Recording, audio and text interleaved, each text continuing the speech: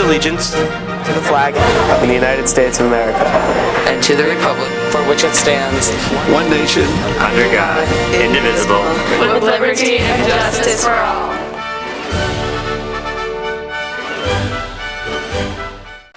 Good morning and welcome to this episode of Good Morning Staples. I'm Colin. And I'm Gabby. On today's show we have some Halloween trends. 16 sets of twins? Are you serious? And we talk to the students about the school parking issues. But first, Good morning Staples!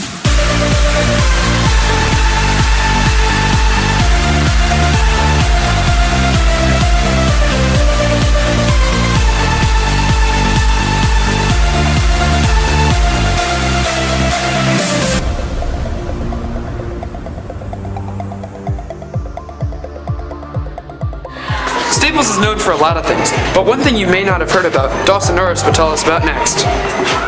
4 years ago, Staples was recognized for having the most pairs of twins registered at one time. Dawson Norris from TVABC has a scoop on this phenomenon. Kayla and Abby Dockray, one of many twins currently registered at Staples, understand what it's like to be a twin. Do you like having a twin and why? I don't really know what it'd be like not having a twin, but I think I like it because you get to share clothes and stuff, which I like.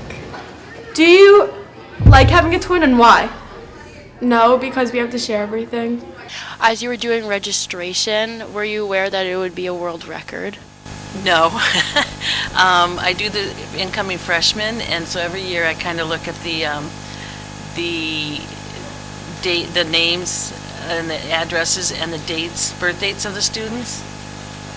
When I do that, then I kind of match it up and count. So I've gotten to 14, and then that year it was 16, and I was like, well, that's amazing, but I didn't think it'd go right to the rig thing, believe it or not. I'm Dawson Norris. And I'm Julia Lombardo. For Good Morning Staples.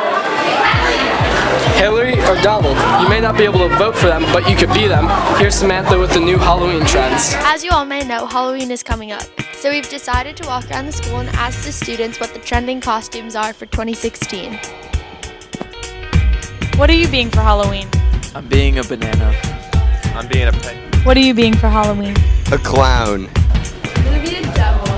We're being colleges, and I'm Cornell. And I'm gonna be Harvard. Every Halloween, the preschool here at Staples has some traditions such as letting off a butterfly and all the children going around the school to trick-or-treat.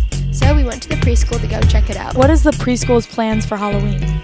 All of them dress up on Halloween, and then we take them all throughout the school and go trick-or-treating. Are you excited for Halloween this year? Yes. What are you gonna be? Like Beyblade. What are you being for Halloween? I could be a witch. A knight. Ooh. What are you being for Halloween? $3.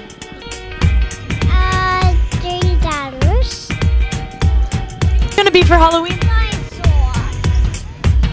There are some ideas for you. See you on Halloween. I'm Samantha Basilio for Good Morning Staples. The greatest election of our lifetime is only days away. Most of you can't legally vote, but at Staples you have an opportunity. Tim Luciano has this story. Students at Staples may not be old enough to cast their vote, but here at Staples we have a mock election which allows students to share their views as to who they think should be president.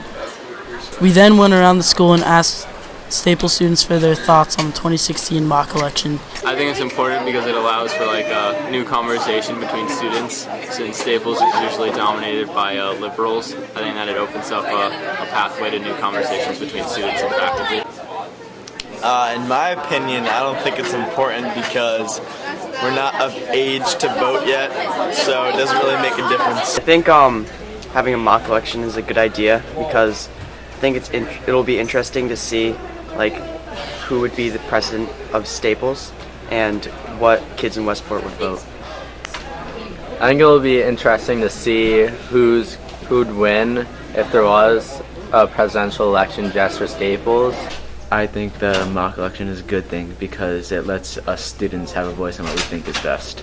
The votes will then be counted and results will be announced shortly after the mock election. Mr. Hafey, one of the social studies teachers here at Staples, has given us more information on the mock election. The mock election is an opportunity for Staples students to practice voting and to actually experience what it's like to participate in a presidential election. Make sure you vote because every vote counts in this mock election. For Good Morning Staples, I'm Tim Luciano. parking. It's one of the most frustrating things here at Staples for the students. Let's check in with Jaden Little, who has a deeper look at the story. Every morning, the Staples parking is chaos, with the buses entering and exiting, and the drivers attempting to take the good parking spots from each other. Buses are honking at cars constantly as cars try to squeeze their way into the smallest parking spots closest to the school.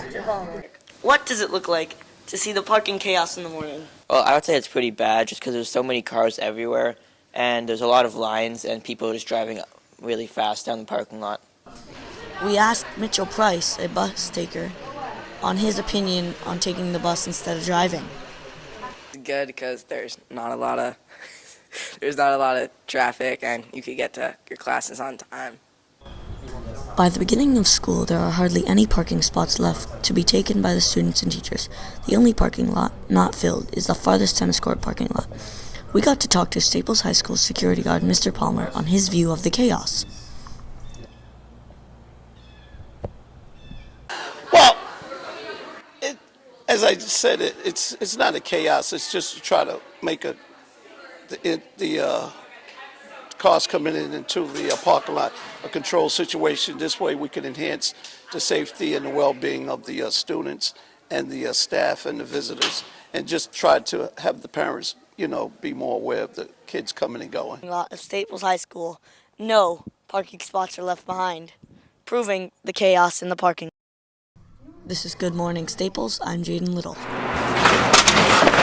Wow, Colin, it's going to be a busy month here at Staples with Halloween and the election. It sure will be, but that's all we have for today. See you next week, Staples.